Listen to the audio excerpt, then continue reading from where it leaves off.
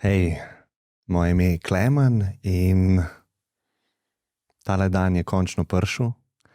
Ta dan, ko vam lahko tole pokažem. Izšla je knjiga Aideja, ki sem jo ustvaril zadnjih 5 let, če rečemo, da je zelo pomemben bil tudi ta podcast pri njeni stvaritvi, kar je bil. Ampak malce bolj intenzivno 2 leti. In sicer sestavljena je iz 100 mojih najljubših citatov, ki so jih izrekli moji gostje na podcastu. In vse te citate sem jaz uporabil kot inspiracijo za napisati poglavja. Tako da čaka vas 100 citatov in modrosti mojih gostov in 100 mojih zapisov okoli teh misli. Neverjetno potovanje je bilo to zadnjih 5 let in vse dolgujem v bistvu tebi, ki si namenil in namenjala pozornost temu projektu, ki je mene preobrazil, precej osebnostno spremenil, pa ne samo zaradi pogovorov, ki sem jih tukaj imel, ampak zaradi vseh interakcij, ki sem jih imel z vami, na spletu, v živo, prek lajkov, prek česarkoli. In mislim, da bom težko odnehal s tem projektom, ko bo čas, da odneham, ampak zaenkrat še ne vidim tega konca blizu. Tako da izredno hvala sploh tistim, ki ste z mano že od začetka, in hvala tistim, ki boste videli nekako vrednost v tem izdelku, ki je zahteval veliko koncentracije, veliko truda, veliko fokusa, veliko pozornosti in veliko ljubezni. Ne samo iz moje strani, ampak strani celotne Aideja ekipe in konec koncev strani vsakega gosta, ki je tukaj v tem prostoru nasproti mene sedel. Aideja knjiga, 100 zapisov in modrosti, spodaj je link. Hvala za podporo. Zdaj pa gremo lahko nazaj na epizodo. Čau. Fino je, ker mi res zdi, da smo v takem času, kjer prav tega manjka, da se usedeš z nekom ali nekaj ljudmi, pa se pogovoriš. Mislim, da tako, ni tako. A drži tisti podatek iz Amerike, ki so sprašvali ljudi pred 30 leti, koliko ljudi imate, na katere se lahko obrnete v stiski, pa je najbolj pogost odgovor bil 2 ali 3. Danes je pa nič najbolj pogosti odgovor. Ne? Celo nič. Ja, zapravo več kot 50 ljudi reče nič. Zdaj ne vem, se je nekaj toliko res drastično spremenil v tej individualistični družbi? Kakšne so tvoje opažanja okoli tega? Ja. Ne, mislim, da se je spremenil v več smerih, ja, da je po eni strani je dost ene take samosti, ki ni, mislim, ljudje imajo dostop do ljudi drugih, imajo, lahko pokličejo, lahko se pa, ne, tako imajo več, kot kdaj prej verjeten, ali pa vsaj. Dostop, ja. Dostopnost, v smislu.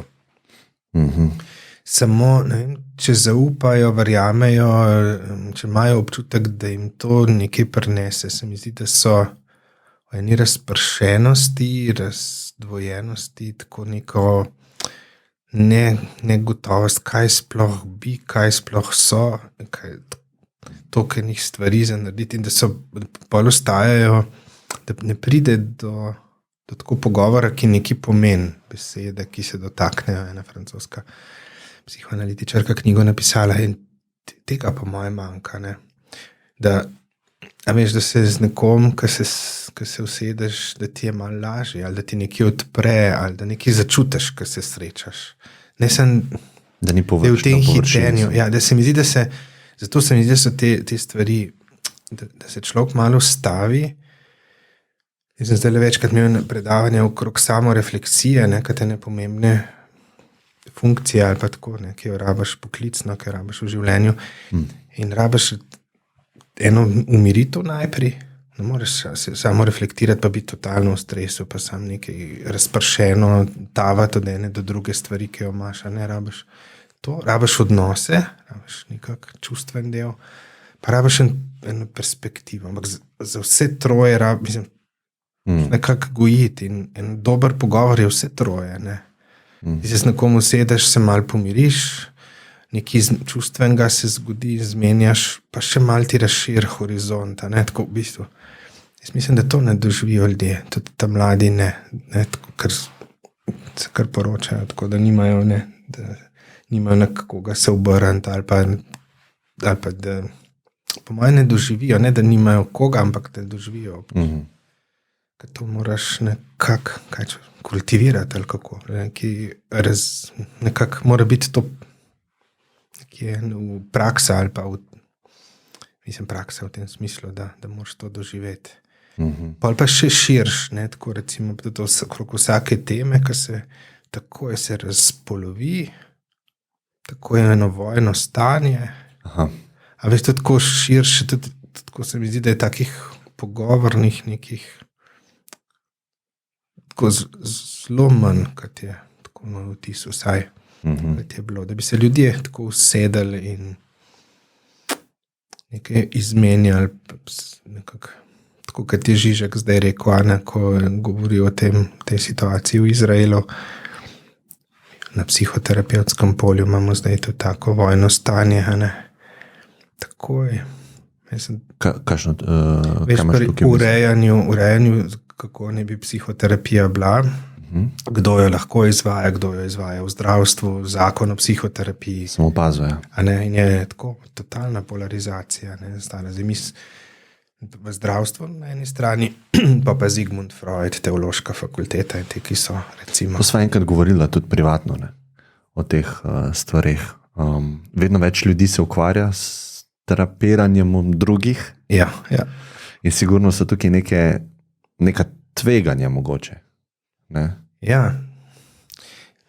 Mislim, tako se mi zdi, da bi bilo fino nekako ločiti ali pa nekako plasti metenga psihoterapije znotraj enih resnejših težav, pa moraš te težave poznati, da veš, to je tako, kot če si ortoped, rabiš nekaj vedeti o anatomiji, patofiziologiji in vsega tega, kar se s kolenom lahko dogaja in kaj to pomeni, kako noter zgleda in kaj narediti, če ni v redu.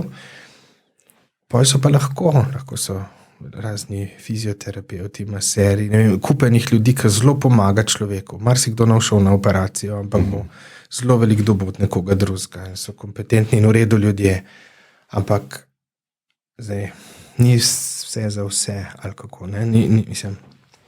Se kako definirati sploh, za koga je nekaj, razen človek sam?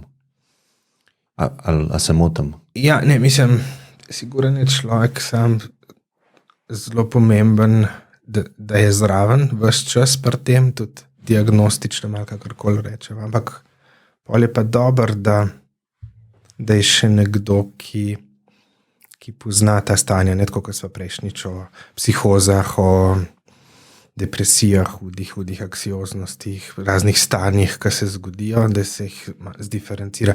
Mislim, fino je, da je nek diagnostičen proces, pa da se reče tole, mogoče pa ni resnejša težava, ali pa se v enem akutni fazi prestane, pa nekaj mogoče terapevtsko naredi, mogoče zdravili, mogoče z nekim krizno intervencijo, tem gre pa lahko, pa vidi, da je nek razlog v nekih odnosih, družini, karkoli že, pa gre potem enemu terapeutu, psihoterapeutu lahko naprej.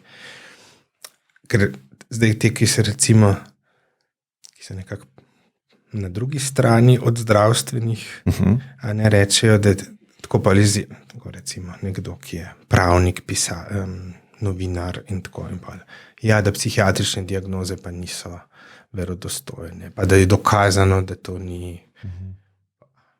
Pa vse do takrat, ko so bili te napadi, oziroma da je sistematično nasilje v polju. Mhm.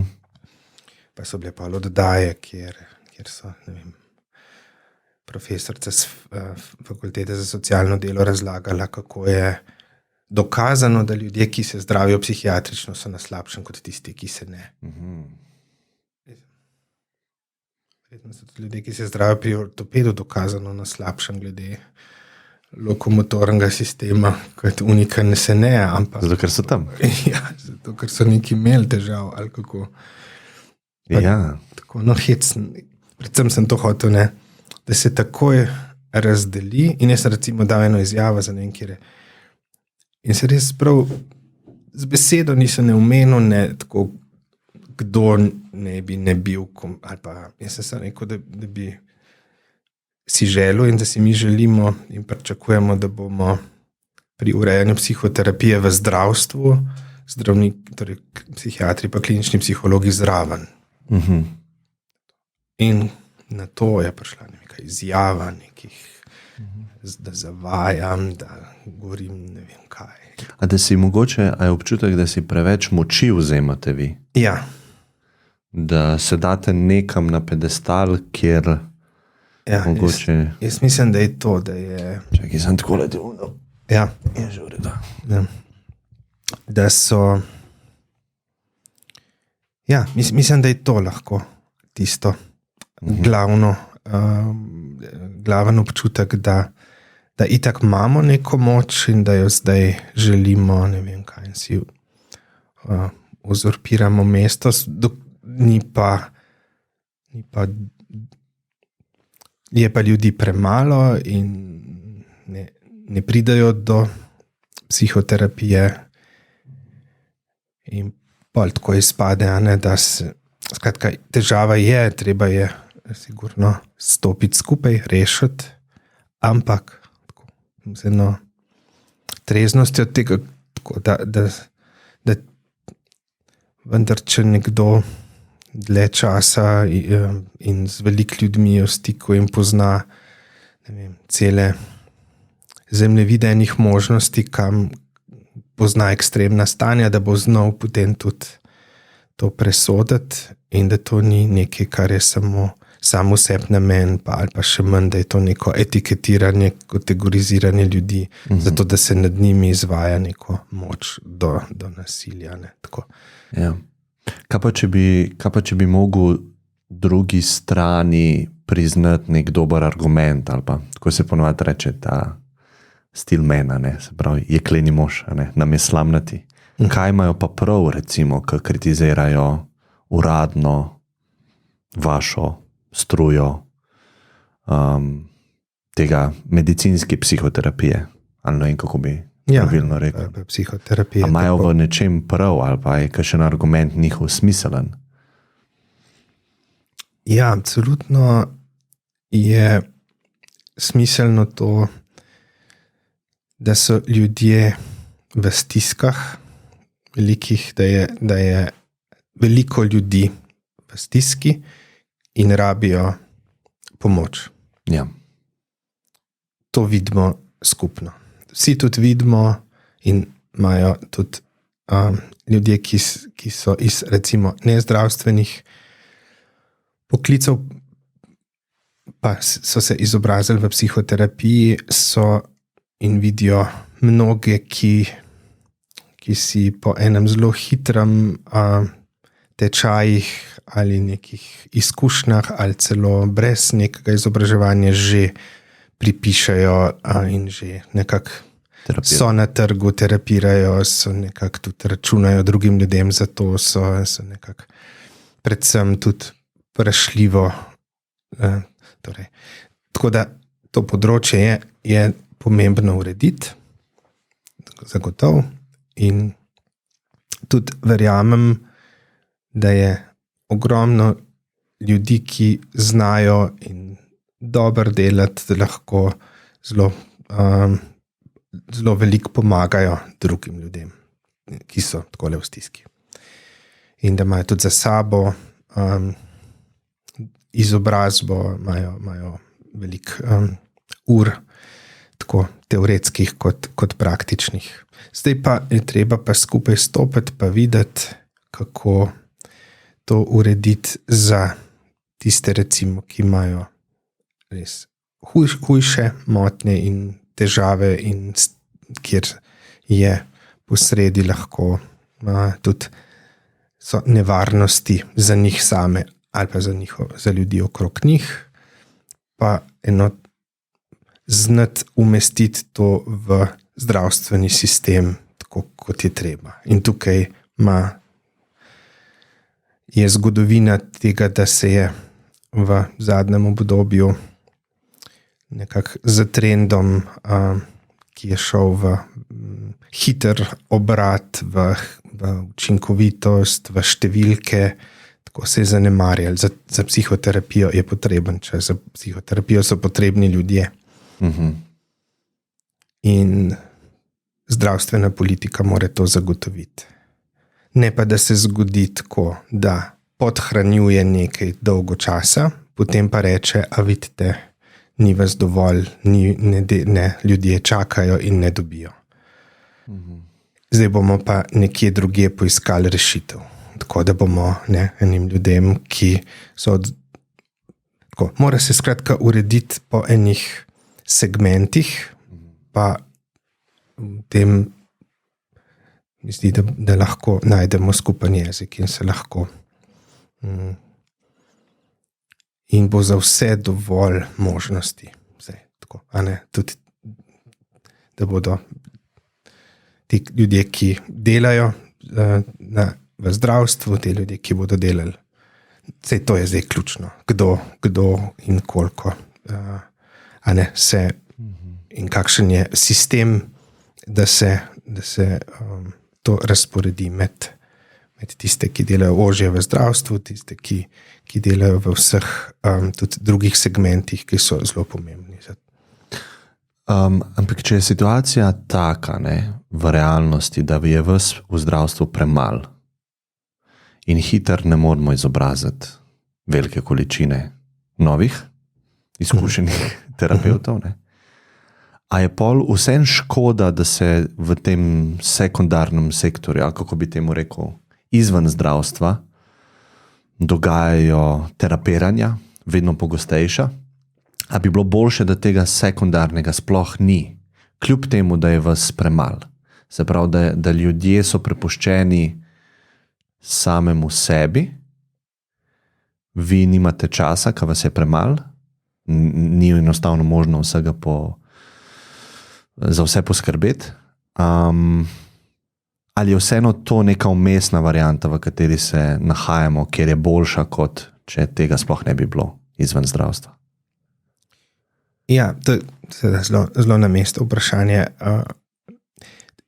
Jaz mislim, da je tako, da je nujno zagotoviti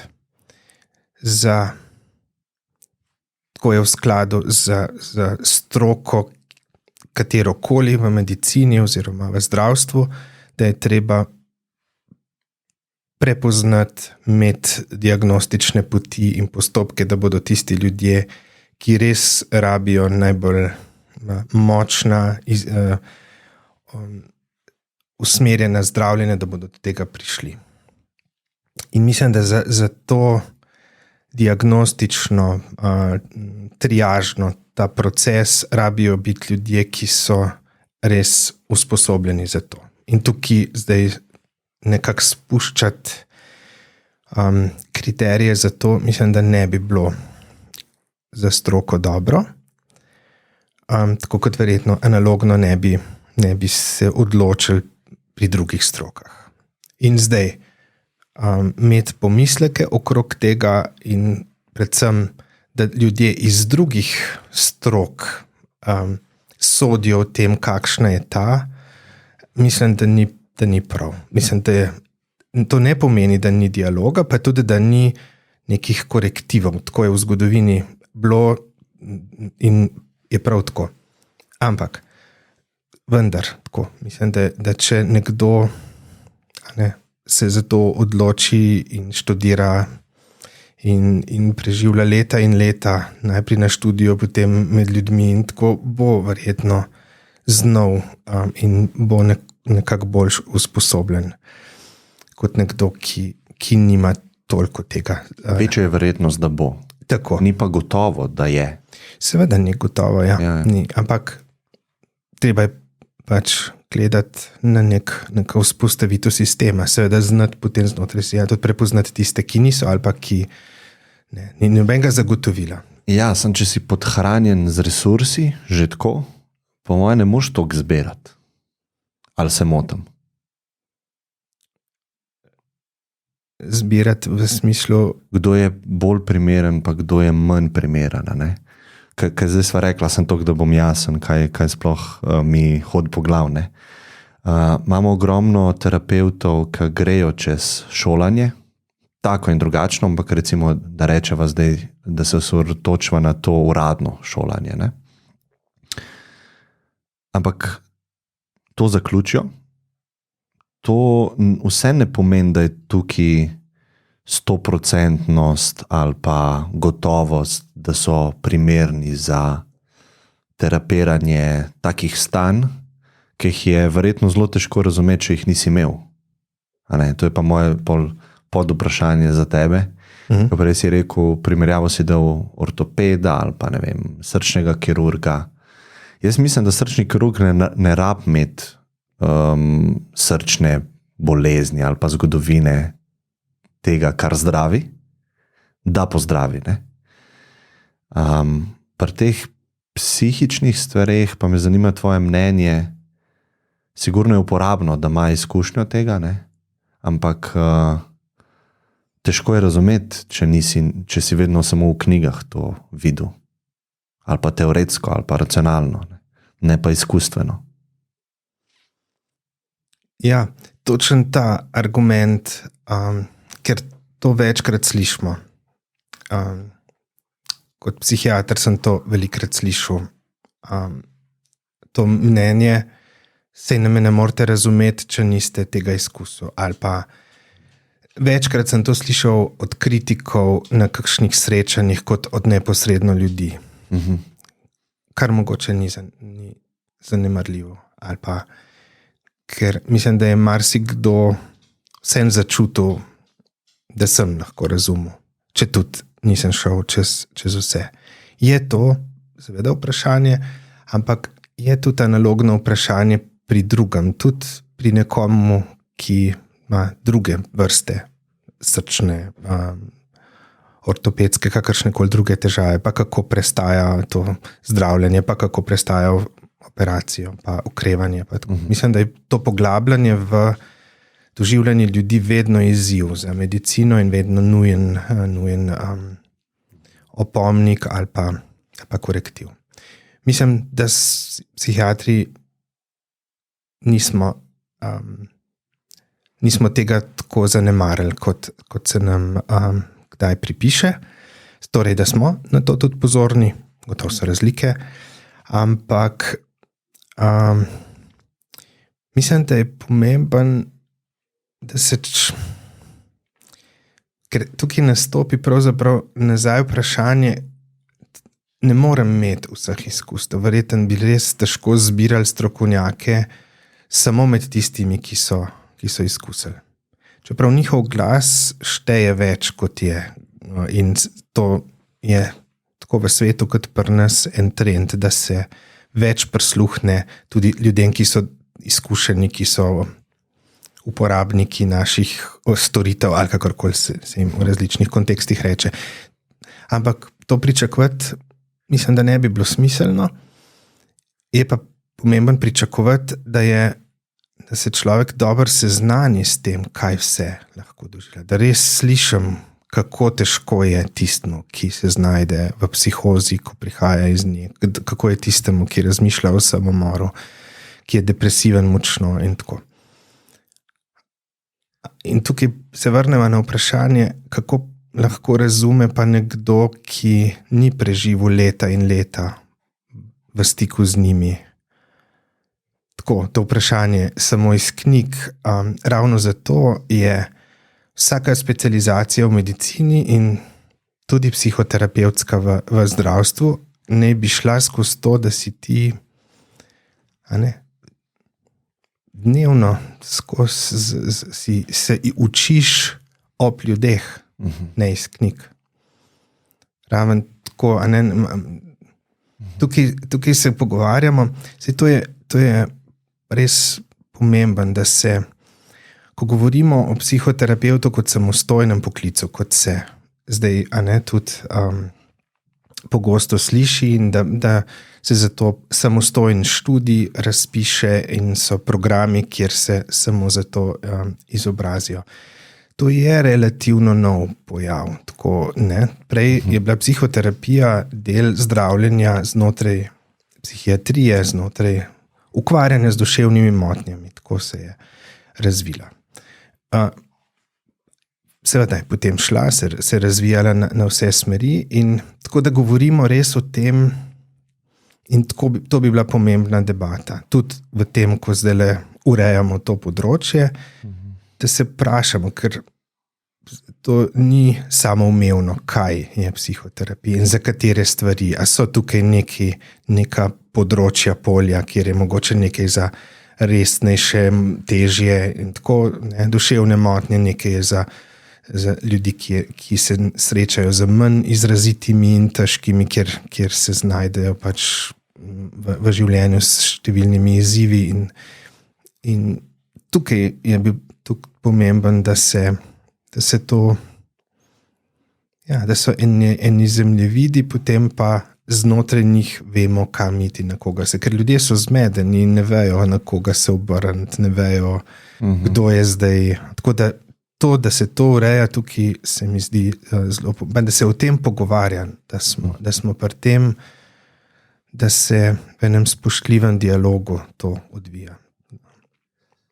Sej, kako pa to sploh urediti, ker če imamo nekega posameznika, ki ima svobodo odločanja, pa najde nekega terapeuta, kakršnega koli, in on se odloči, začutil sem, da mi bo on pomagal. Bomo mi pol preprečili to interakcijo med njima ali pa ta odnos med njima? Kako to sploh urediti? Ker če hočemo imeti svobodo, ne moramo imeti nekih takih ostrih usmeritev za ljudi, kam lahko se grejo terapirati, kam pa ne. Ne predstavljam si, kako to v praksi urediti. Ja, mislim, da je ključ za to so kompleksni procesi, vsak odnos je zelo zapleten, vsak terapevtski odnos je zelo zapleten. Ampak kompleksen, sestavljen iz mnogih delov, ne, iz enih bolj racionalnih, tega, da se midva dogovoriva, kaj bova, kje je najin odnos, kam pelje, kako, sploh če se dobiva, ne, če ni to nek spontan, prijateljski, partnerski, pa v vseh teh bi najdel te iste kompleksnosti tudi, ampak vendar, en je racionalni del, en je tisto, kar rečemo realni del, kakšna sva, potem po nekih značilnostih, po nekih tako. Potem so pa nezavedni deli odnosa, ki tudi pluskajo ves čas iz najine zgodovine, iz prejšnjih izkušenj. Tako da treba je to prepoznavati in ni vsaka simpatija, ni vsaka idealizacija, ni vsako zadovoljstvo zmeraj konstruktivno za človeka, ne? Tako, mislim, če se... Kdo to definira? Tako, to lahko definirata skupaj. Zdaj, odgovornost je malo večja na terapevtu, če gre za terapevtski odnos, da bo prepoznaval, če so to konstruktivne silnice, če so dobri terapevtski faktori, če skratka gre stvar v dobro smer, potem ni nič za preprečevati, je tako terapijo za podpreti, siguren. Je pa veliko zapletov, seveda lahko. Tudi pri šolanih in dobrih terapevtih so zapleti, a ne, oziroma ne govorim zdaj eni tako, eni drugače. Zdaj, sam naloga, izziv je, da tisti, ki dela, Zato rabijo vsa izobraževanja iz psihoterapije morajo biti dolgotrajnejša. In morajo potekati po 3 stebrih. Poleg teorije mora biti nujno, torej, da res se teoretsko razgledamo, to ni nikakor podrejeno, zato ker to so zemljevidi. Marsikdaj slišimo takole, pa odnos je tisti, ki je pomemben, paniko. Odnos je zelo pomemben, odnos je ključen. Samo odnos ima veliko, tako da je treba vedeti. Teoretsko neki temelji imeti, moram imeti lastno izkušnjo in s tem tudi pogled v to, kako jaz funkcioniram v tem, kakšni so moje potrebe, kako jih uspem v svojem življenju in kako tudi prepoznavam neke čustvene elemente, ki se recimo v odnosu prožijo in moje s tem tudi tisto, s čimer reagiram na pacientovo zgodbo, na pacientovo pripoved, na njegove odnosne stvari. In moram tudi dolg časa delati pod supervizijo, to pomeni z enim izkušenim ali več izkušenimi kolegi, da me malo v tem spremljajo. Ker to imamo izkušnjo vsi, ki smo dlje časa delali, da si kaj spregledal, da nisi vsega videl, da si se v nekaj bolj zapletel noter in ali nekaj preveč reševal, ali preveč ščitil, ali si se kup stvari, ki jih in kot s tem zoriš in dozorevaš, potem si varnejši tako za sebe, kot predvsem za tistega druga, s katerim delaš. In to mislim, to se da, o tem to je psihoterapevtska znanost oziroma stroka je tukaj naredila nek razvoj. Mi nismo tam, kjer smo bili pred 130 leti, kjer je zelo revolucionarno in genialno Freud stvari kot en velikih mejnikov v psihoterapiji pokrenil in odprl, da se je ogromno zgodili in ogromen zelo dobrih psihoterapevtov, ki so to res znali tudi za druge osvetliti. Tako da. Vse mogoče začnemo pri njemu. To posluša veliko ljudi, ki se s takimi stvarmi mogoče niso toliko srečali, niso vse, ampak če začnemo res z osnovami, kaj je v bistvu Freud odkril, pa kako ste se vi od takrat nadgradili kot stroka, kjer stvari več ne držijo mogoče. Ja, torej zagotovo je ta velik pionirski moment Freuda v tem, da je odprl polje nezavednega ali pa vsega tega, kar se iz naših zgodnjih odnosov, zgodnje zgodovine prenaša in ponavlja v življenju naprej in nismo zavestno pozorni, ne prepoznavamo, se nam utrinja tako in drugače skozi kakšne zdrse, skozi kakšne asociacije, skozi kakšne momente, in se rabimo seveda ustaviti pri njih, pa jih zaznati in prepoznati, da jih potem ozaveščamo, da se ti vzorci potem v odnosih nam, da dobimo v njih boljši pogled in jih lahko z njimi lažje živimo in jih spreminjamo, kolikor lahko. Tako skratka, to je en velik, da se lahko skozi proste asociacije, skozi analizo in obravnavo sanj, skozi obravnavo stvari, ki se v življenju, v odnosih dogajajo, da se je to odprlo. Tukaj je in brati Freudove tekste je zelo tako živo, odkrivajoča izkušnja.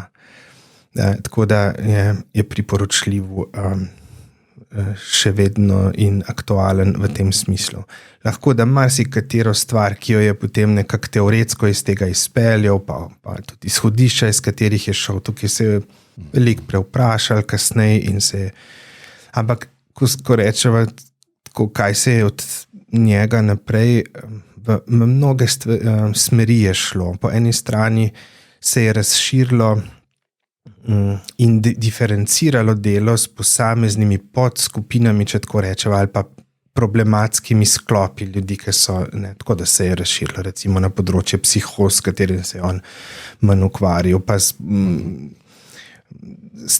sporedno z razvojem tudi teh razumevanja posameznih stanj in psihopatologije, in tako se je to diferenciralo, so njegovi nasledniki, kar se je razvejalo v en tak velik drevo. To čudno drevo, je rekel profesor Milčinski, psihoterapije, in je v tem smislu torej, kako delati s ljudmi, kaj vse se lahko potem v terapiji odvije in kako s tem naprej, kako s temi recimo nezavednimi vsebinami tudi delati v odnosu. Če govoriva torej o psihoanalizi in psihoanalitični psihoterapiji, ki je na Freudovih ramenih se naprej razvila, je to en velik in pomemben razvoj. Številni potem so avtori in raziskovanja šla v kaj dejansko se v tem zgodnjem razvoju dogaja, ki so neposredno opazovali otroke in interakcijo med otrokom in staršem oziroma skrbnikom, tako da se je teorija objektnih odnosov, teorija navezanosti, ki je nekako usporedno, pa intersubjektivistična, pa egopsihologija, skratka zelo, zelo različne smeri, ki prinašajo v mozaik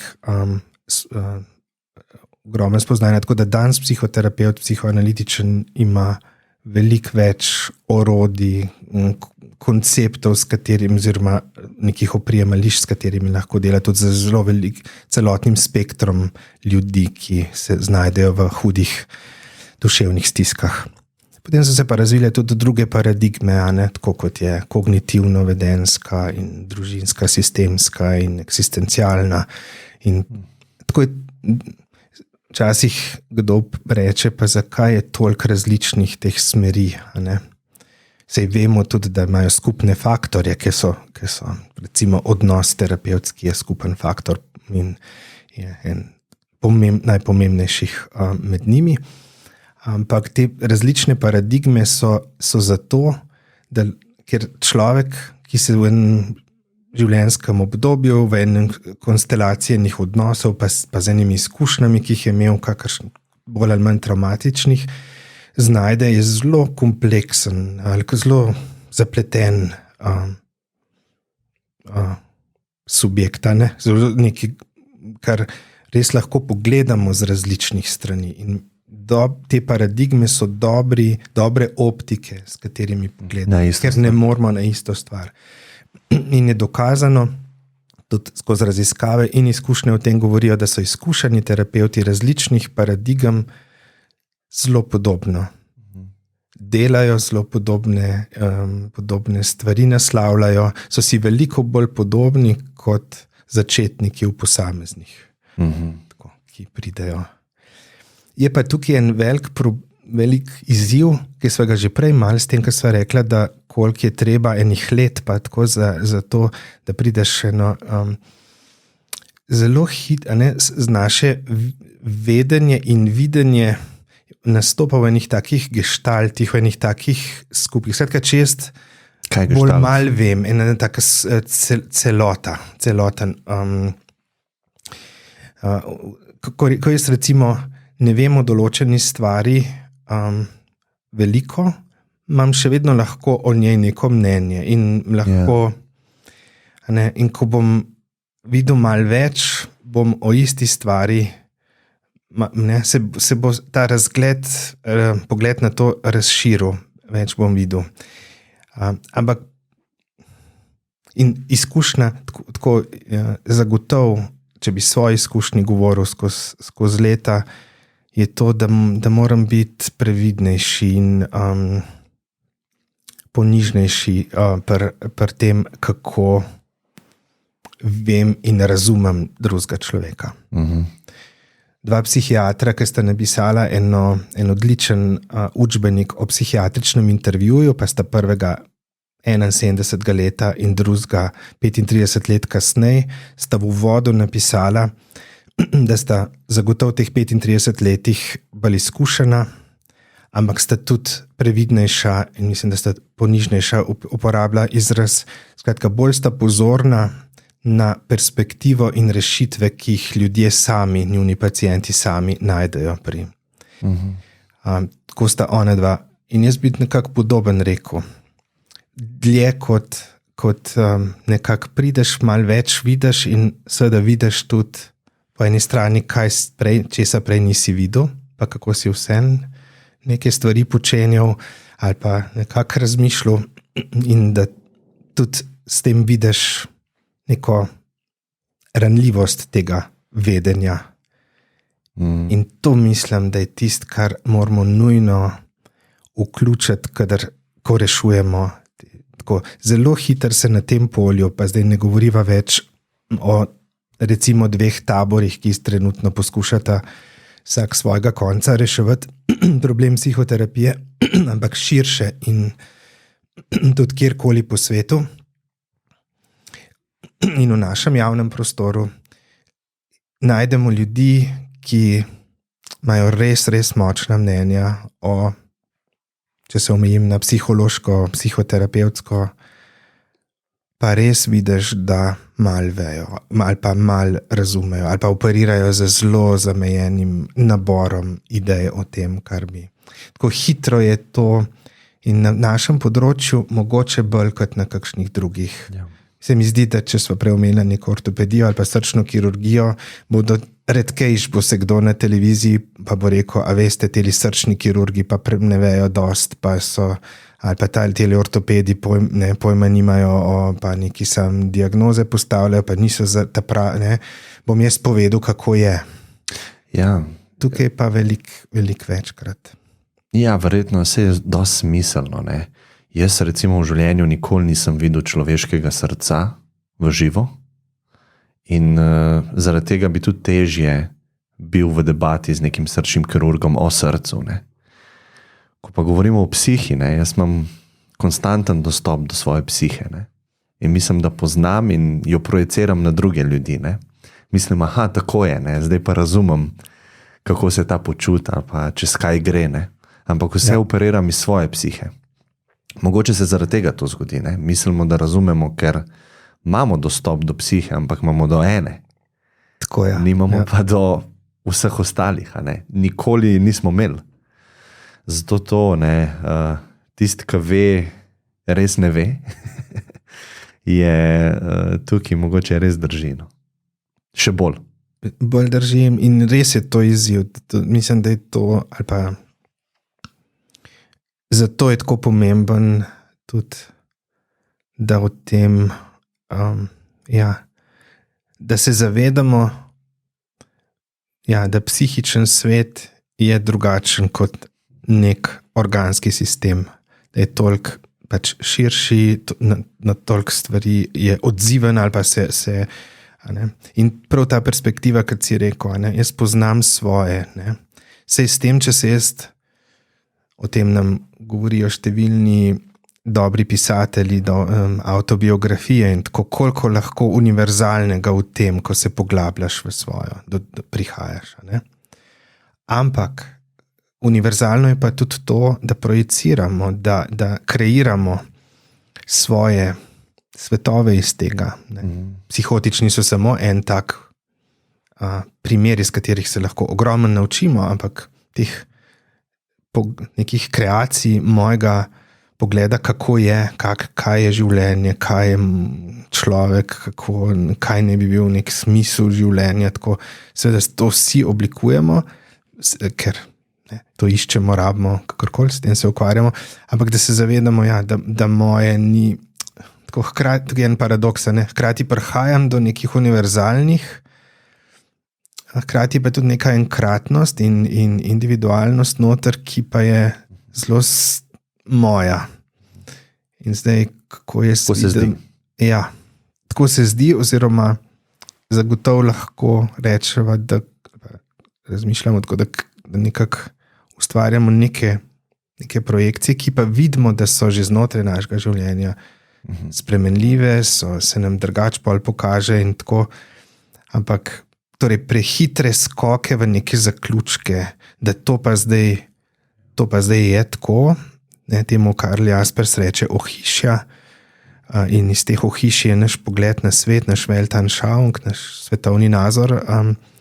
Teh ohišij se moramo, mislim, vsi jih imamo, samo koliko jih bomo se zavedali, pa koliko bo moja ohišja prišla v dialog z ohišji drugega človeka, pa bova s tem jih malo brusla, razširila, videla, ker če bova pa samo v svojem ostala, se pa lahko zgodi, da bova prišla na neko točko, kjer bosta trčila, in če bova samo znotraj njega, bova končala v sporu ali pa konflikt. v konfliktu ali pa v vojni. Ne? Konflikt z zunanjim svetom, karkoli to že je, to so drugi ljudje, situacije, ki se mi dogajajo. Ne? Tako, ja, Če je to ohišje dost trdo, močno, neprožno, neodprto, tako. konflikt prišlo slejko prej. Ne? Ja. Kaj pa lahko rečeva o Jungu pa njegovih idejah? Jung je tudi en velik avtor in pionir v enih, on je razprl to ukvarjanje z nezavednimi vsebinami na kolektivne, skupne,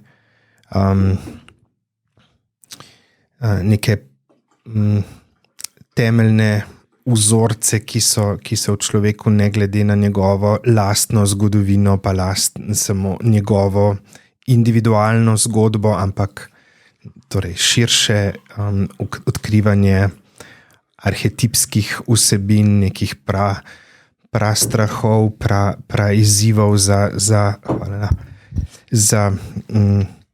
to so zelo pomembne teme, ki jih je tako, jaz ga zagotovo vidim kot en pomemben glas pri tem, ko se ukvarjamo s človekom, ki se v nekih iskanjih znajde in ki naleti na neke karkoli, ovire ali pa inspiracije v neki, da skozi njegove sanje, skozi njegove fantazije, da iščemo tudi te, rečemo, temeljne človeške vsebine, tako. In zelo odprt je recimo do teh iskanj tudi v različnih duhovnih tradicijah in spoznanj iz njih. In ja, absolutno pomemben avtor in tudi resen sogovornik za vsako poglobljeno ukvarjanje od psihotičnih do bolj običajnih stanj, pa vse do teh izkustev, ki so drugačna, ki jih grejo proti, ne vem, mističnim stanjem ali pa tistim stanjem, kjer iščemo tudi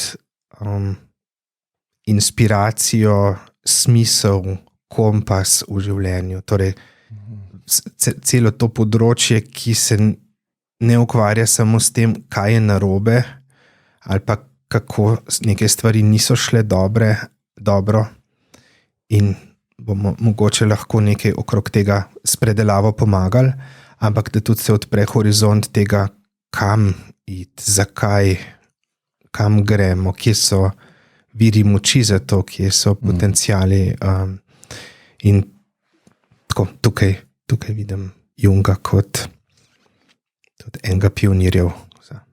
Kaj pa so ti arhetipi po Jungu, kako bi to razložil nekemu 5-letniku? Ja, arhetipi so prav vzorci, ki so tudi skozi različne kulture in različne čase nek praviri enih, torej po eni strani stvari, ki jih iščemo, ta arhe je nek vzorec, ampak je hkrati tudi nek vir, ki nas usmerja v arhetip junaka, ali pa iskalca, ali pa tudi enega oblikovanja svojega sebstva, svoje individualnosti in nekaj, kar je v našem kolektivnem, če rečemo, skupnem, nezavednem. Tako da odkrivanje teh arhetipskih vsebin pomeni odkrivanje virov orientacije v življenju, tudi zapletov, potem, če ne pridemo do tega, ali se nam da odkrivamo pot do njih. Da jih je nekaj, kar bi morda lahko tudi usporedili z Platonovimi idejami, tistim temeljnim strukturam, oziroma vsaka od stvari, ki se nam dajejo tako kot predmeti v svetu, kot ljudje, kot vse, kar srečujemo, imajo neke idealne oziroma prav oblike tega istega. In da se in tako to, kar bi bilo iskanje tega skozi nek sokratsko iskanje, kot pri Platonu, bi verjetno lahko usporedili s tem, kar bi Jung kot arhetipsko poimenoval. Kako pa vidiš biblijske zgodbe, pa Biblijo kot nek starodavni dokument ali pa zbirka nekih zgodb, ki so se itak prepisovale iz vseh različnih tradicij in kultur v povezavi s temi arhetipi, ne?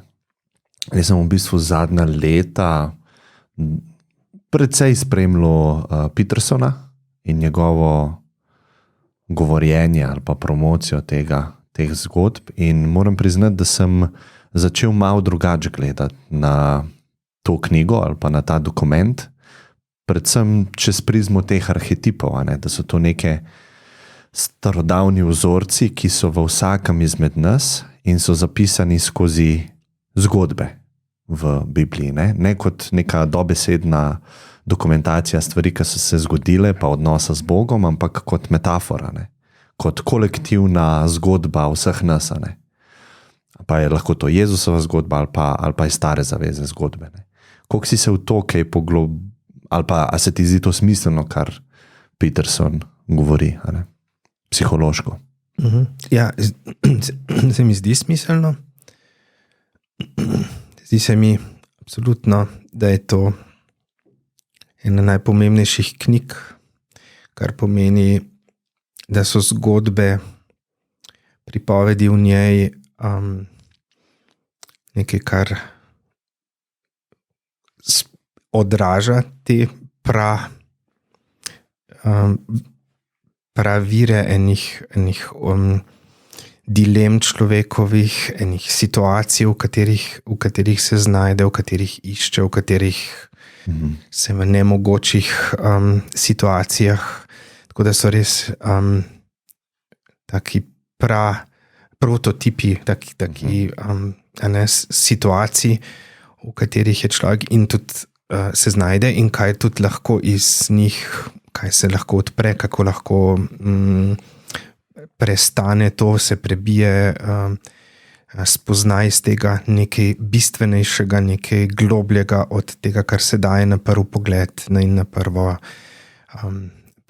prvi opis situacije. In vse, kar najdemo v starozaveznih zgodbah, vse, kar najdemo v prilikah, ki nam jih Jezus v evangelijih govori, so zgodbe, ki so prilike, ki so veliko več kot samo zgodba nekoga tam ali tudi nekega iskalca Boga presežnega, ki me inspirira, ampak je to nekaj, kar me nagovarja od znotraj lahko, ker če znam to prebrati in prebrati s tem svojimi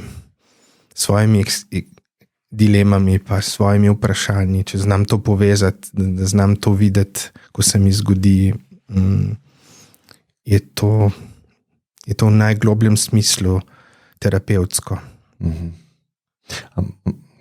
Ja, in sem samo to še hotel dodati, da so podobne velike knjige tudi v drugih kulturah, ki so podobno formativne in podoben vir, velika indijska epa, kjer starogrška epika in vse. To so zgodbe, ki imajo, tako bi en fenomenolog rekel, nekaj vertikalnega, ko ti to je, ko prebereš, začutiš, da se je neko spoznanje zgodilo, da je neka resnica, ne zato, ker prepoznavaš avtoriteto te knjigi ali tej zgodbi, ampak zato, ker začutiš neko tebi se razgrne kot pravo ali pa kot pomembno ali pa kot, ker sem omenil kompas, imam to metaforo, ker smer zagledam, ker zagledam in takšna vertikalna danost tega, ko to preberem, je tisto, kar tudi validira to. Zato mislim, da je lahko Sveto pismo ostalo knjiga knjig za en velik del človeštva, ker so ljudje ob prebiranju tega prepoznavali, iz sebe ven so odkrivali in niso rabili, da jim kdo to zabiča, da morajo prebirati ali da morajo verjeti temu ali da morajo temu slediti. Ampak to spoznanje, kjer pravo spoznanje, torej ne zaradi avtoritete, zaradi zunanje, ampak od znotraj. Zato se mi zdi, da je velika vrednost teh knjig. In se mi zdi, da je tudi zelo pomembno, da jih na ta način prebiramo oziroma se v njih srečujemo. Tako, a imaš kakšno zgodbo, ki ti je najljubša ali pa iz stare zaveze, recimo, ne? Ali pa nekaj, kar se ti je res zdelo uporabno za tebe?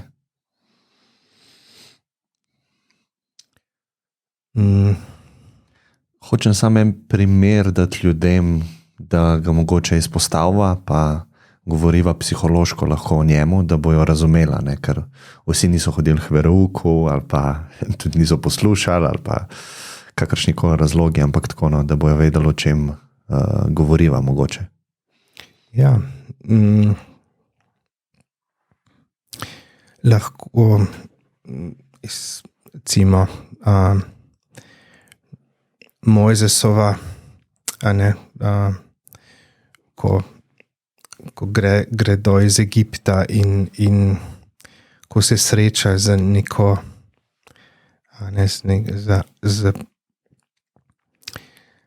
z Bogom in z stvarmi, ki mu jih razodane in s katerimi potem prihaja med ljudi in jim prenese to. Sprav Božje zapovedi. Ja.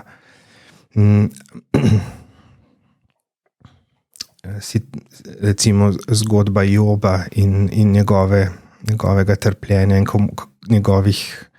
vsega, kar izgubi v življenju in kako lahko zdaj v tej temi in obupu najde pot. V kitu, ne?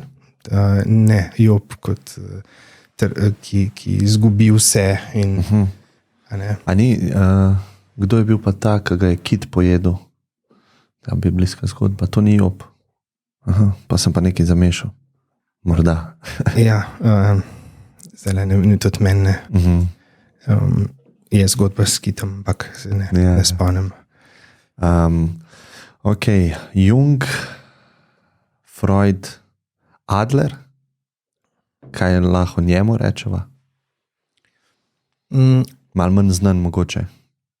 Malo manj znan, pa tudi pomemben. Nekoliko se je potem odmaknil od tistega glavnega psihoanalitičnega toka struje, ki je šla.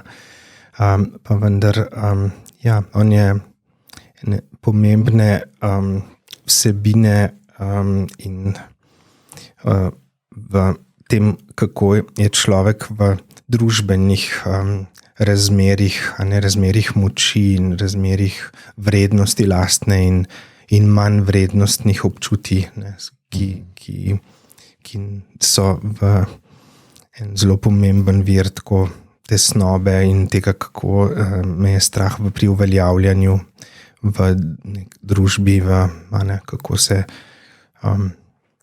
njegova individualna psihologija in je to predvsem razpirala. Tako da je velja za drugega velikega dunajskega psihoterapeuta ali pa šole potem tretji s Franklom in njegovo logoterapijo. Vse to sem pa naslednji, na katerega sem hotel iti. Če želiš, no? Frankl. Ja, Frankl je zelo tudi pomemben avtor, njega bi uvrstili lahko v eksistencialno, psihoterapevtsko strujo prav s tem, ko je že razvijal pred svojo hudo in veliko izgubo med drugo svetovno vojno in v koncentracijskem taborišču. Na taborišču, kjer je so z družino izgubil.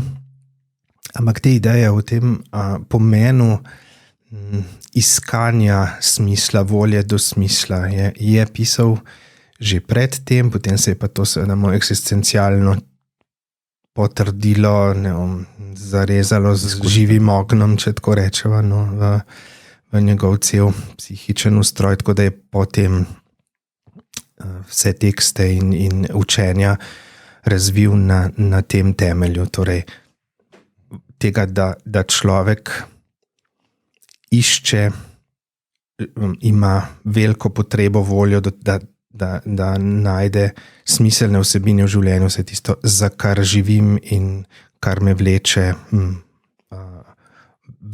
vrednega v življenju, odnosov, ustvarjalnosti, stališč in tega dodanosti, ki se mi zgodijo, in da v vsem tem lahko od sebe nečesa smiselnega najde, in da so tisti ljudje, ki tega najdejo, odkrijejo več v svojem življenju, so močnejši, če tako rečeva, ali pa lahko bolj preživijo, in da so to tisti, ki so celo koncentracijska taborišča ali pa podobne težke izkušnje preživeli, in ne tisti, ki so bili telesno ali pa psihično močnejši po nekih drugih kriterijih. Tako da. Ali te lahko vprašam, če so kdaj to potrdili znanstveno? Se pravi, ta njegova opažanja. Jaz sem bral to knjigo, ki je on napisal v Auschwitzu, ne? Kljub vsemu reči življenju, da. Ja, Man's Search for Meaning. Tako, to je angliška. Aha, tako je prevod. Tako je prevod, ja. Aha. Psiholog doživi koncentracijsko taborišče, oziroma kljub vsemu življenju reči, da. Zanimivo, ki so čisto spremenili naslov, ampak je pa. Ja, Man's Search for Meaning. Ja.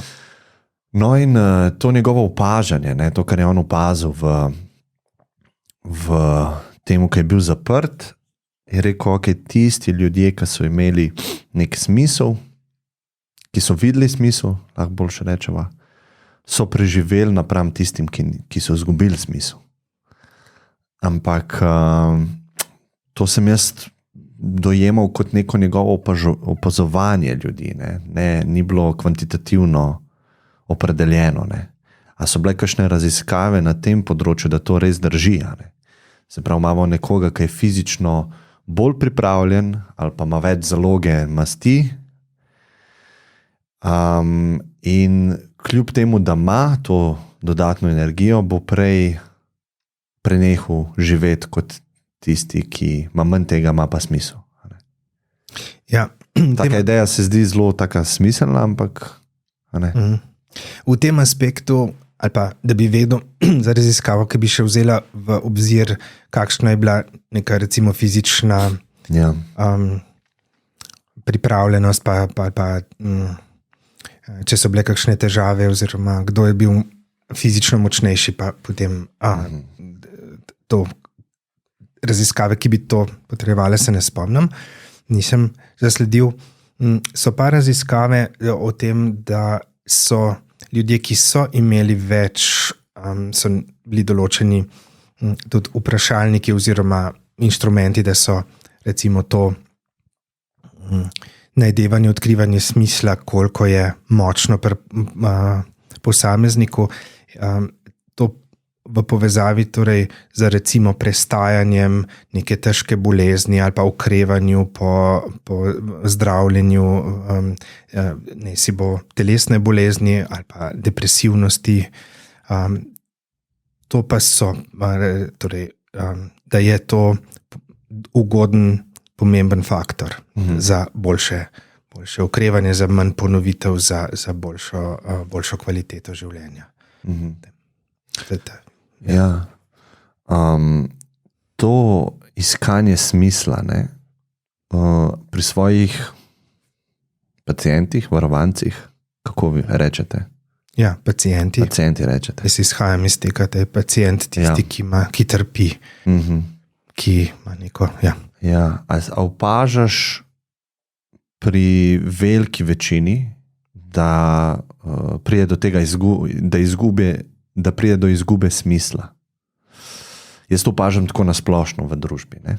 Mogoče nisem živel pred 50 leti, ampak nekako te informacije, ki jih dobivam, da nekako gremo v to smer, kjer se ta smisel zgublja. Zdaj pa kako nekdo, ki se identificira s tem, reče, jaz ne vidim toliko smisla v vsakem dnevu, moram delati kakšne stvari, ker pač mi tako družba narekuje ali pa govori, ampak jaz osebno pa, če se iskreno vprašam, ne vidim toliko tega smisla in posledično nimam toliko življenjske energije, verjetno. Ne? Nimam tistega zanosa, veselja, kdaj euforije, kakaj delaš kakšen projekt ali pa nekaj, ne. Kako se ti lotaš tega ali pa kako iskati individualno tudi smisel? Ja, to je res nikakor ni enostaven in je res to lahko iz ljudmi, s katerimi se sam pogovarjam, izopažam tudi kolegov, ki delajo z še mlajšimi, torej mladostniki. Srečamo več ljudi, več ljudi zdaj, kot je torej trend v to smer, žal, da je več ljudi, ki rečejo, ne vidim smisla, zakaj bi sploh se trudil, kaj sploh je vreden, stvari bodo šle, stvari se vidimo, kako se odvijajo stvari okrog nas, tega.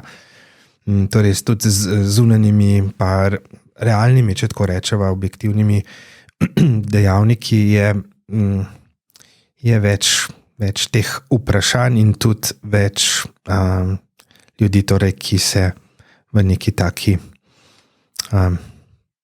bivanskem vakuumu, ko ni teh vsebin, kaj bi hotel, kaj bi me vleklo naprej, zakaj bi zjutraj vstal in se trudil pol čez dan. In s človekom, ki se v takem stanju znajde, seveda ni mogoče reči, kaj pa to. In bo on pa rekel, to pa nisem pomislil, pa ne gre za veliko bolj vprašanje enih celovitega občutka življenjske vitalnosti, nekega zagona, pa ob tem videti nekaj kot vredno, kot kar bi to vitalnost usmerjali ali pa se jo tudi oživljali. Vsi imamo izkušnjo, da ko nas nekaj res potegne, dobimo energijo za tisto, dobimo voljo za tisto, a ne, tako. In obratno, ko dol pade cela struktura dol. Ni neunga, zakaj bi ne ta prave volje, da bi karkoli. In to je en širši problem, po moje, videti in gojiti stvari, ki so vredne.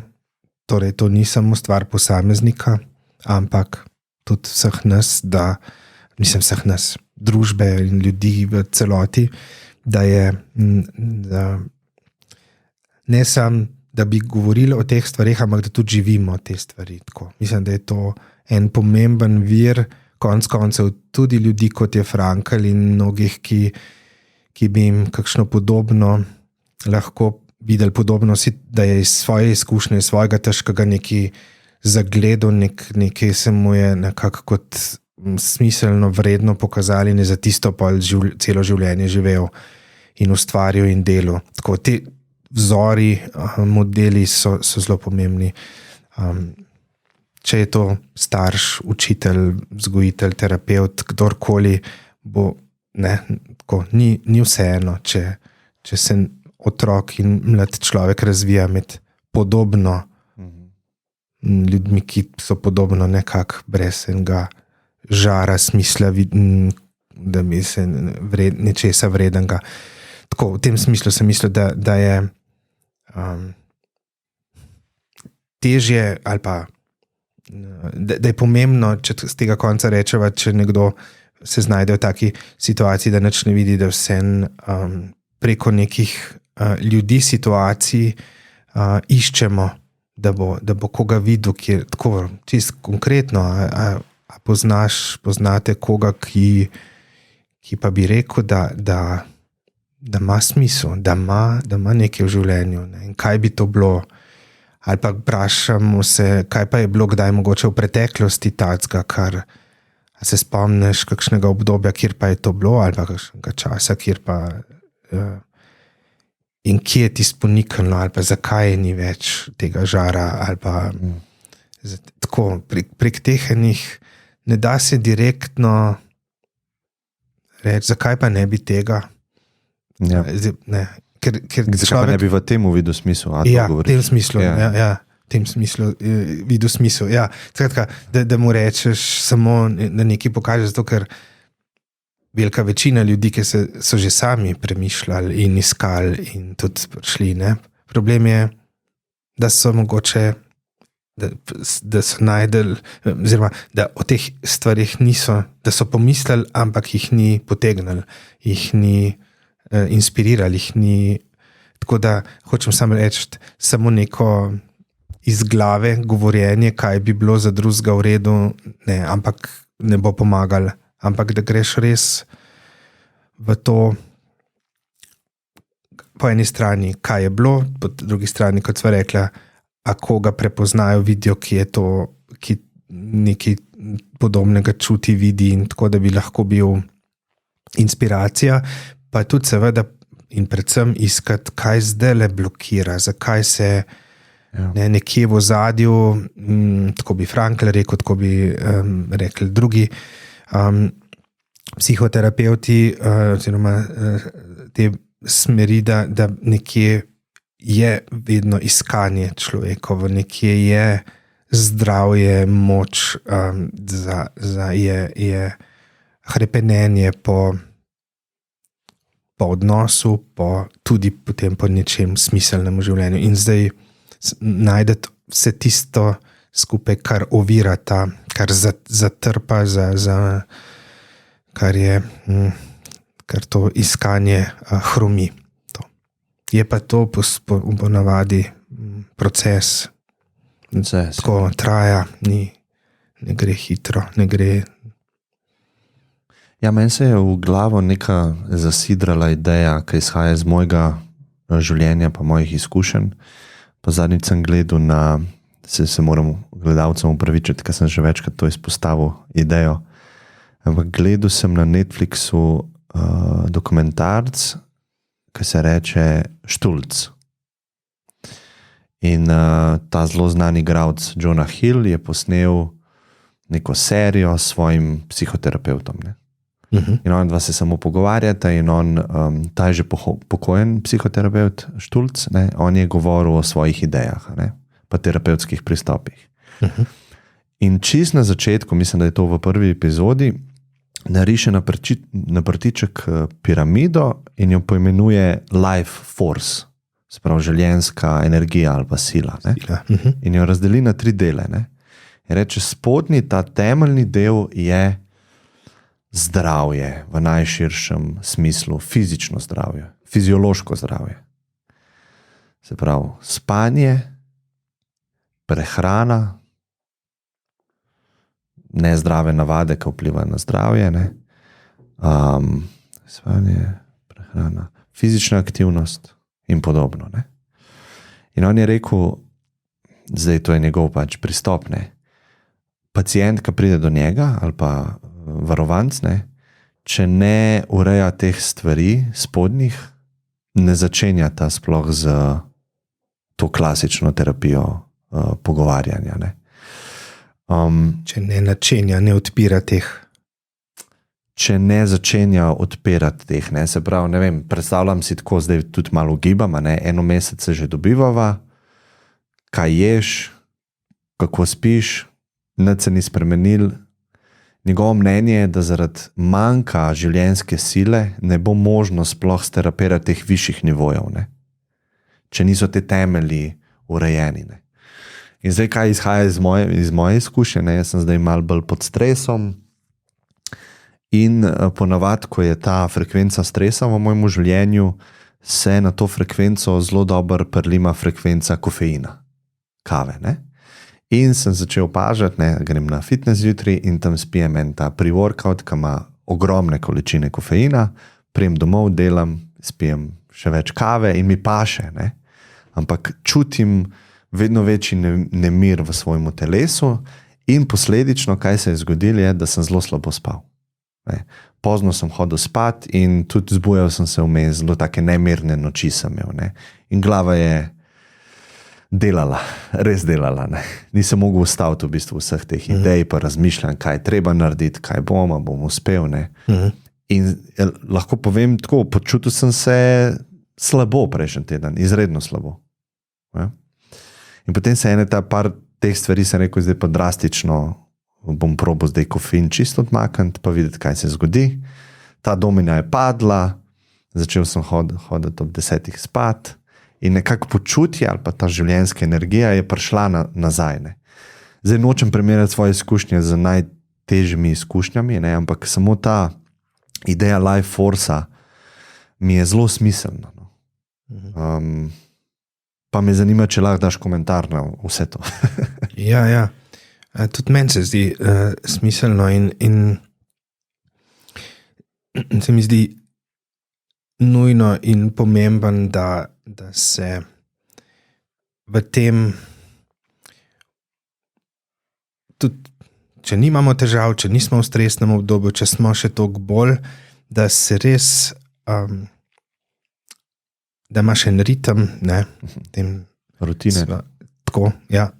Da se vzpostavljajo hrana, spanje, dnevno-nočni ritmi, telesna aktivnost, sproščenost in tako.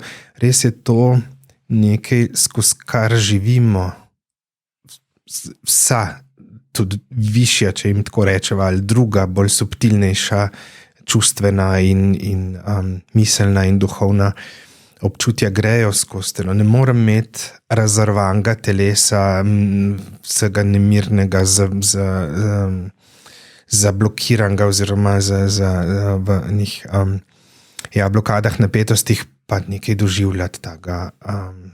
Tudi se prožijo znotraj te razrvanosti neprijetna občutja, slabo, težko, tesnobno, skratka, vse to gre zelo. Tako da to je zelo, zelo na mestu in tako se spomnim, da je pleterski prior leta nazaj, ker sem enkrat z njim govoril, rekel, a veste, kako jaz vem, če je menih za nas ali ni?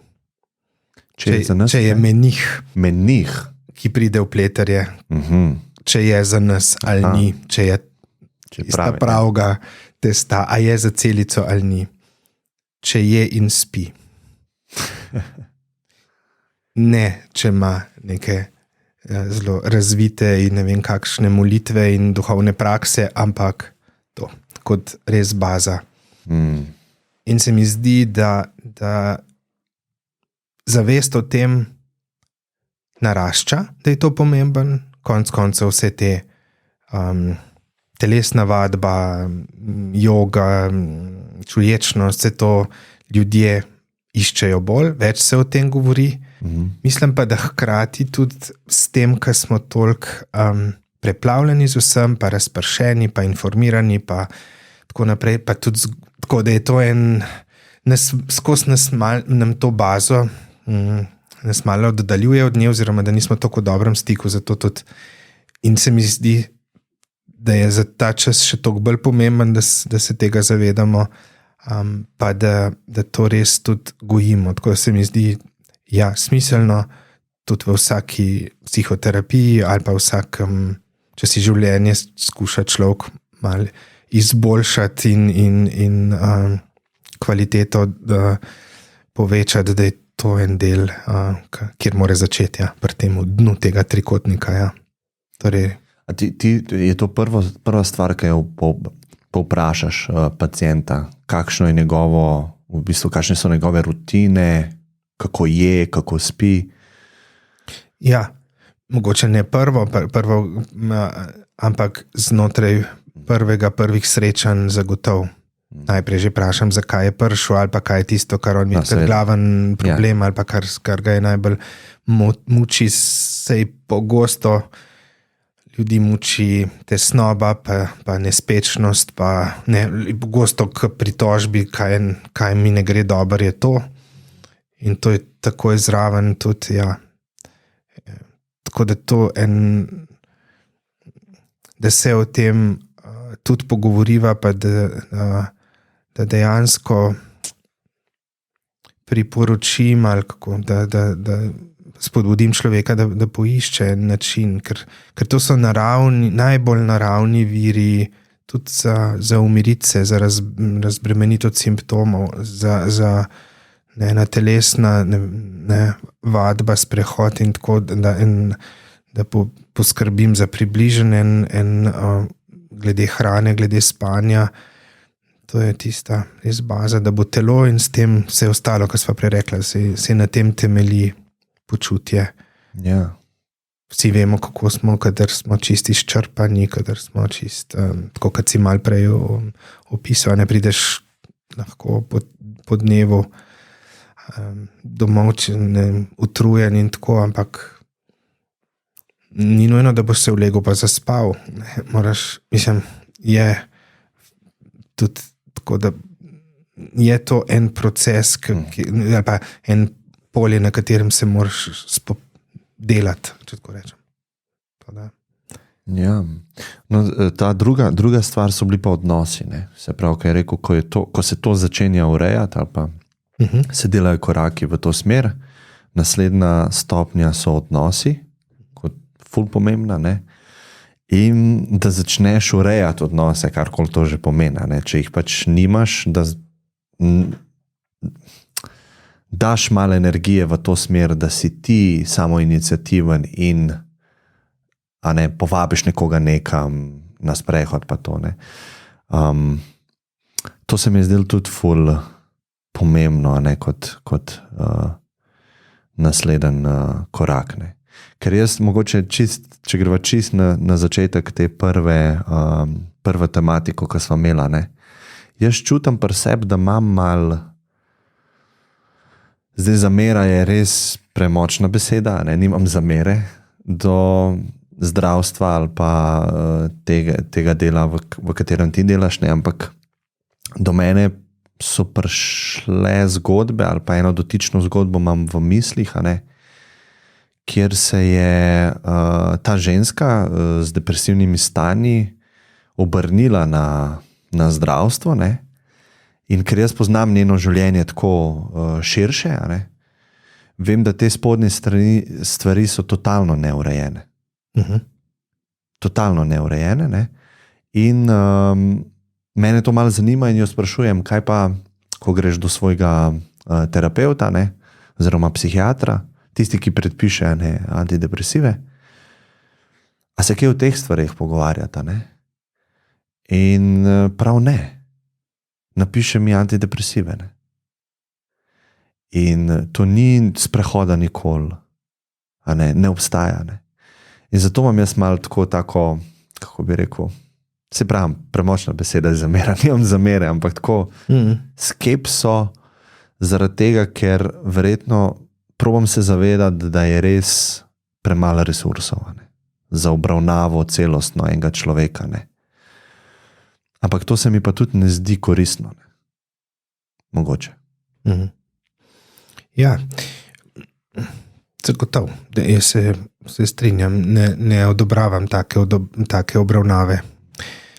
Oziroma odobravam. Ne vem pa, koliko je pogosto.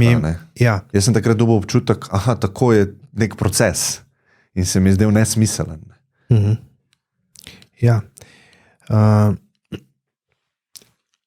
Lahko rečem, da je kar veliko sploh mlajših psihiatrov in ki se tega zavedamo, upoštevamo in je to tudi del obravnave, ko se srečam s človekom. Zagotovo pa so tudi kakorkoli že faktorje je treba vse upoštevati, zunanje pa tudi na strani tako tistega, torej dotičnega psihiatrinje, ki to izvaja, da ravna torej znotraj strokovnih smernic, kjer za obravnavo depresivnih in anksioznih stanj je tudi to, da se torej ozre in upošteva telesno in zdravje stanje samo, telesno aktivnost, da se to priporoči. Jaz lahko zagotovo rečem za dobre prakse, da tudi so in da to s človekom predebatiramo in da to v izvid napišemo in da je to nekaj, kar se priporoči. Verjamem, da so tudi zgodbe, kjer pa do tega ne pride, ampak ja. Vseeno, če ostanemo, če upoštevava in če to, kar sva prej govorila, vzamemo kot eno osnovo, ki je konec koncev tudi z raziskavami podprta, je to sodi v dobro, v primerno in zdravljenje za človeka. Ni dovolj samo človeku predpisati antidepresiv in ga poslati domov. Se z njim ne s tem. No, ta zadnja stvar je pa pač neka, zdaj se ne bom čisto spomnil, ampak neka noče reči samo aktualizacija, verjetno ni prav to, ampak neko poglabljanje vase. In zdaj tukaj gremo lahko na te meditativne prakse, pa uporaba teh praks v psihoterapiji, pa koliko se ti tega poslužuješ, ko obravnavaš paciente, pa kako sploh razumeš meditacijo, kaj to je? Ja. Velika vprašanja.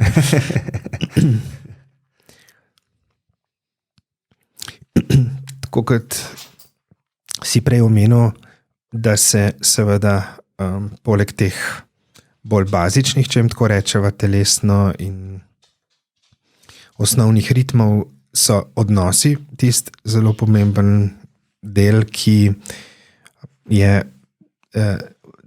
mi rodimo se iz odnosov, torej psihično se rodimo iz odnosov in so odnosi tisto, tudi kar nas najbolj neposredno vznemirja in pomirja. Zelo telesno je to tudi. To ni, te vsi nivoji so med sabo zelo povezani in je zato tako eno z drugim tudi ena mirnost, tudi telesna, psihična, ki jo z neko čuječnostjo, meditativnostjo dosežeš, je zelo dragocena za odnose, da jih in začutim in prepoznavam in lahko reguliram tako, da ne prizadevam druge, da sebe ne prizadenem skozi neugodne odnose, ki jih imam. In ja, potem te še malo mogoče višji, nižji nimam rad, ampak še ena dodatna dimenzija je potem, da tudi znam na to pogledati, da znam nek panoramski pogled dobiti na sebe in svoje življenje, svojo umeščenost med druge. Tako bi celo meditacijo z enega konca definiral, da omogoča vse kontemplativne prakse, ne, so take, da ti omogočijo, da malo širše vidiš, da dobiš in da v tem videnju še sebe not. Da vidiš, kako ti vse tisto, kar sva že prej obarva, ne, te leče, ki jih imaš svoje, da vidiš, da lahko, zdi se mi tako, da se recimo skozi eno meditativno prakso odpre notranji prostor in v tem notranjem prostoru, kad bi bila ena taka možnost videnja tega, kako vidiš in kaj je tisto, kar vidiš, pa tega gledalca tudi spremljaš ob tem, in to polno doživeti, zdaj to se sliši, panoramski pogled, pa tako mogoče bolj tako nekje v zraku, ampak to je videnje med tem, ko doživljam to. Videti doživljanje. Videti, doživljati in videti doživljanje in videti, kako to doživljanje obarva tudi vse, kar vidim. Tako, ja. Tako vidiš meditacijo. Ne? Tako bi ne. Ja, jaz se čisto strinjam. To je v bistvu glavna komponenta. Je pa vedno še drug del pri meni pomemben, ne? Se pravi, eno je videnje tega, kar je. To je najbolj preprosto, kar lahko rečem zdaj. Ne? Se pravi, videti, kaj je zdajle. Tako, ja. Druga komponenta je pa sprejemanje tega, kar je. Ne? Ker lahko vidim, pa mi ni všeč. Pa ne sprejemam. Pa sem v konfliktu z tem, kar je. Je dober prvi korak, ne? Da sploh vidim, kaj je. Da nisem v iluziji. Ja. Ampak dostikrat vidim, da sem v konfliktu z tem, kar je. Ne? In zdaj, a je možno to, kar pač je, sprejeti, ker druge opcije itak nimam kot to. Ne? Kar je spet videnje tega, ne? Ampak se mi zdi, da sta to dve taki krili. Ja, razumem. Ja. Se absolutno strinjam, da je to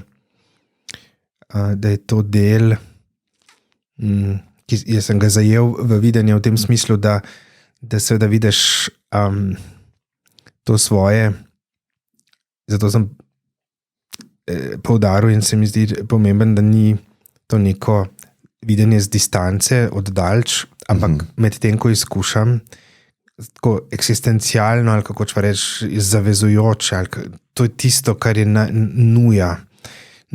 To je, mislim,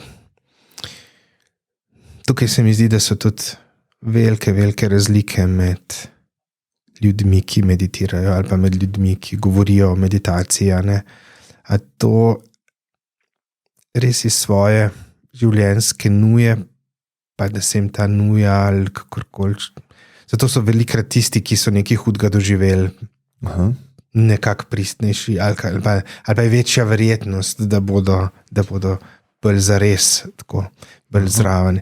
In ko rečem, da je to nekako tako zares, je zraven seveda to, da se z vsem tem, tudi kar se mi zgodi, kar se mi težkega zgodi, kar je mojih reakcij, takih, ki nekih zelo hočem in hlepim in neki po prijetnem grabam, pa vsega tistega, kar se bojim, stran porivam, nočem.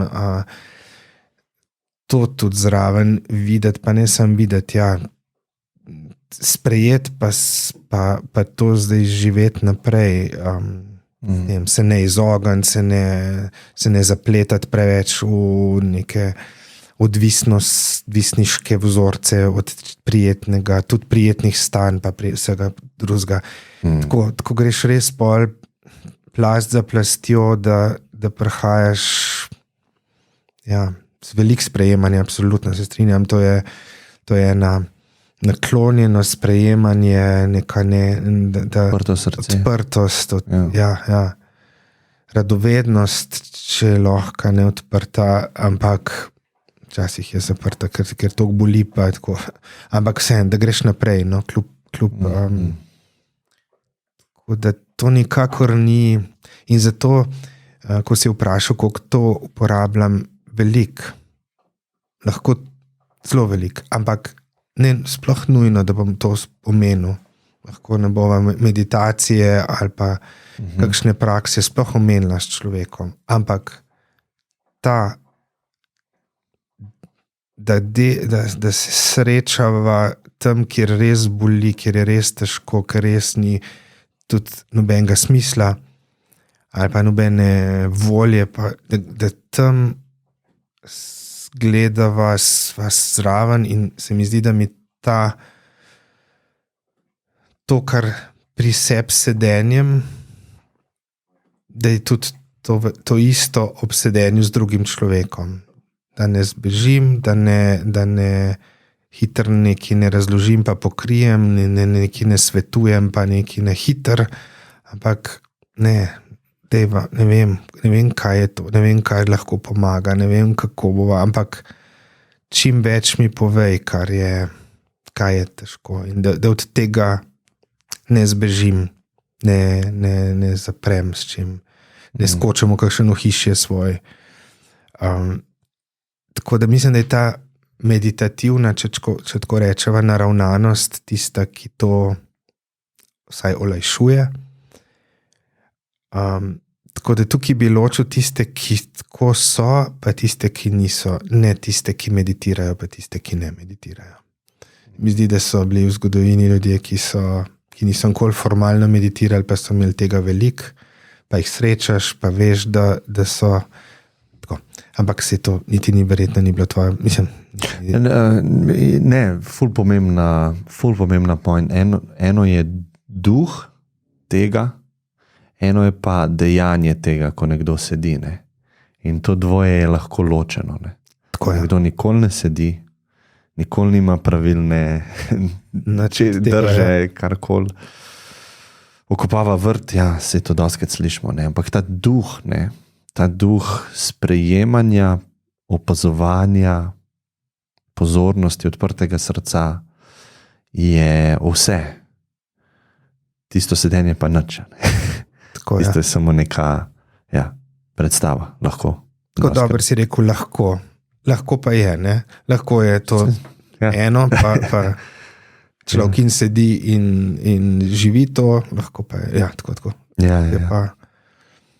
Tako da v tem smislu bi rekel, da je to skoraj pri vsakmu človeku, a se bova pa potem še pogovarjala, da bi kar z mnogimi a bi lahko kaj od teh uporabnih, preprostih vaj tudi on lahko uporabil za sebe, pa jih vključil v svoj ritem, da svoje tisto, kar sva prej rekla, vsakodnevno telesno in siceršnje, a lahko vključi neke minute za to, da da za nekaj, kar je tolikrat potrjeno, lahko, mislim, s toliko izkušnjami potrjen, da lahko koristi, da proba. Ampak res odprto. Naj najde človek tisto, kjer je za njega v redu način ali pa medij ali pa ne, tako da za nekoga je lahko sprehod, za nekoga je sedenje, karkoli od tega. Pol pa se vračam na to, da pa a je nekaj, kar je sam prepoznal kot dobro, a to zdaj naprej prakticira. To se mi pa zdi, tukaj pa nisem več tako relativist, tako v smislu, se je vseeno, če ja ali pa če ne. Ne. Tako kot ni vseeno, a spi človek ali ne. Tako, ko najde neki za sebe, je to zelo pomembno, ker je iz njega išlo. Ne? Točen to. In da pol spremljava, zakaj ne počne nekaj, kar je za njega dobro. Zakaj sam sebe sabotira pri tem, da ali pa se vedno razkrivajo zelo podobni vzorci, tudi v kakšni drugi stvari, ki je za njega dobro, pa ne izvaja, ali pa slabe kaj dela. Kaj slabega pa izvaja. Se mi zdi, da je to bolj pomembno kot dobre stvari v življenju, da ne delaš slabih. Da je bolj pomembno to, kot delati dobre. Ja. Za sebe, ne. Recimo odstranjevati stvari je bolj pomembno, kot kar dodajati. Ne. Dodajati fizično aktivnost, dodajati ta vitamin D, dodajati, ne. Da je dosti bolj pomembno odstranjevati, ne. Alkohol odstranjevati, ne, vse te stvari, ki mi škodijo. Ne. Se mi zdi, da ima večji efekt ali pa večjo moč ima temna v tem smislu. No. Vitamin D ni slab v zimskih časih, ampak marsikaj pa dodajamo, kar... No, ampak če imamo izbira alkohol ali pa vitamin D dodati, ne, boljše, da se odvzeti. Ne, se strinjam. Tudi bi rekel, da meditacija, vse te prakse meditativne so v bistvu stopiti korak nazaj. Stopiti v malo manj. V manj, ja. Manj. Da je manj dovolj. Manj je tako. Manj aktivnosti, manj ukvarjanja, tako, pletanja v stvari. Tako, ja. Jaz imam še, me zanima, tamle ti bom bolj pokazal, sem si kupil lučko, therapy light se reče, to v Skandinaviji uporabljajo. Sploh v tistih mesecih, ki ni svetlobe zjutraj. Ne. Nekaj sem padel, neke raziskave, kako je dobro, da zjutraj čim prej dobiš modro svetlobo na oko, kar ti dvigne kortizol in čim prej tem boljše, ker potem ti začne padati in pride melatonin in si hitreje si zaspan in globi se na spanec imaš. Ne vem, a si slišal za kakšne take stvari, ker vem, da imajo v Skandinaviji glih zaradi tega probleme in v bistvu se terapirajo s svetlobo. Ne? Nisem direktno spremljal, v Skandinaviji sem kar nekaj bil, vsaj. Tako da vem, kako je malo svetlobe. Tam je vitamin D, a ne prav predpisan, ker nimajo sonca, pa svetlobo. Ne? Tam je res, po zimi je res kratek dan in je res malo svetlobe in malo sonca in tako in vitamin D in skrbijo takoj, ko se sonce in svet odpre in tako res prehitijo, tako so kot... Cenijo sonce. Ja, res. Tako sem v enem študentskem domu stanoval in so le take terase tam od spodaj. Čim se je sonce tako naenkrat je bilo kamravlišče, pa odpali, pa so se spet zaprli, pa so šli. Tako da ja, verjamem, da je svetloba lahko en terapevtski faktor. Ja, Kaj prej nisem slišal jaz nikoli v življenju tega. Ne? Potem pa zdaj prihajajo neke stvari. Ne bi imeli tudi antidepresiven učinek. Tako, ja. Tako. Zdaj ne vem, posledično zaradi tega, ker boljš spiš, pa potem vse te hormone uravnava, ampak se vseeno, zakaj ne? Vemo, da gre v naravne ritme in spanje. Ja, sploh zdaj v Ljubljani, ko imamo pač to meglo, začenja se. Ne? Tako da zjutraj jaz res probam pač teh 15 minut biti na tej. To je taka lučka, ki si jo postaviš na mizo In ne vem, lahko greš delati na en ti svet. In dejansko se zbudiš, no, tako tudi subjektivno lahko rečemo, ne, da bolj si buden. Ja, tako da že zaradi tega je dobro. Ja. Borut, hvala še enkrat, ker si prišel. Mi je bilo ful veselje. Hvala ti za povabilo, pa za en fajn pogovor. Ja, moram ti res reči hvala ti, ker te imamo kot družba, ne? Da v bistvu vse te ne morem se niti predstavljati, kako težke izkušnje probaš jih ti prečakati. Ne? Tako da res hvala v imenu vseh nas. No. Hvala za spodbudno misel. Je pa moram reči tudi res, kot sva malo prej rekla, če se srečaš z nečim tako lahko težkim, seveda in izbogosti, je res zelo težko, ampak noter je tako nekaj res ali pa nekaj pomembenega, da tudi ne bi zamenjal nikoli ali pa ne zamenjal se, to je drugotnega pomena, kaj bi jaz delal v življenju, ampak to, da ti ljudje, to sem želel še poudariti, so res pomemben del družbe. Mislim, tako, da se jim prisluhne, imajo veliko pomembnega za povedati. Ja, hvala ti. Bodi dobro. Hvala in enako.